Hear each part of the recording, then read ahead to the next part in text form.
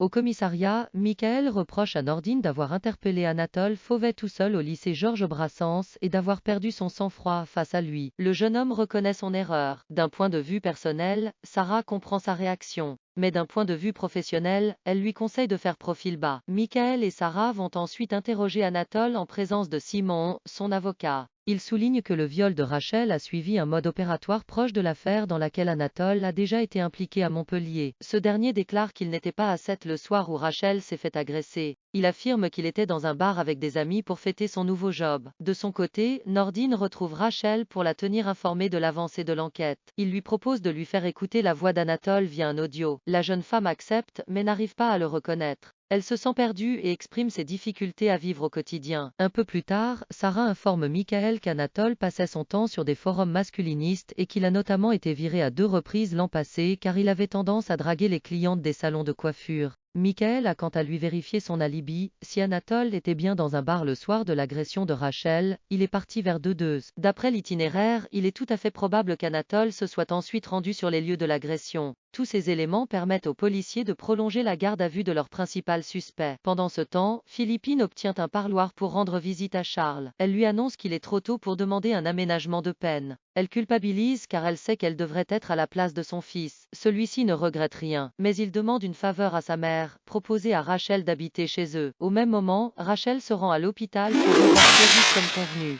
Celle-ci étant retenue par un accouchement difficile, Samuel prend la relève. Rachel lui avoue qu'elle aurait besoin d'être à nouveau examinée car elle ne se sent pas à l'aise avec son corps depuis quelques jours. Mais au moment de se déshabiller, la jeune femme ne s'en sent plus capable. Samuel respecte sa décision, lui conseillant d'être indulgente envers elle-même. Il programme un rendez-vous avec sa collègue. Au Spoon, Lydie, Violette et Lilou discutent de l'arrestation de l'homme qui rôdait autour de leur lycée. Elles sont soulagées et pensent qu'elles ne risquent plus rien. En les entendant parler, Mona souligne qu'il n'a pas encore été avéré qu'il était le violeur. Elle leur recommande donc d'être prudentes et de veiller les unes sur les autres. Le soir, en état de choc, Lilou débarque au commissariat. À l'accueil, Nordine se précipite vers elle pour savoir ce qui se passe. La jeune fille déclare qu'elle a été victime d'une tentative de viol. À la villa, Aaron et Gabriel surprennent une fois de plus Samuel sortir de chez lui en peignoir pour accompagner son ostéopathe qu'ils prennent pour une escort. Venu réparer le lave-vaisselle d'Aaron, Bruno les croise également en arrivant à la villa. Dans la journée, Victoire profite de croiser Samuel dans la salle de repos de l'hôpital pour lui confier ses inquiétudes. Samuel lui explique qu'il prend seulement des antidouleurs pour son dos et qu'il consulte une ostéopathe, ce que Swazik lui confirme. En rentrant chez lui le soir, Samuel se moque d'Aaron qui a été mis au courant du quiproquo par Victoire. Il se coince le dos en voulant ramasser son téléphone tombé par terre, mais il est trop fier pour demander à Samuel le numéro de son ostéo.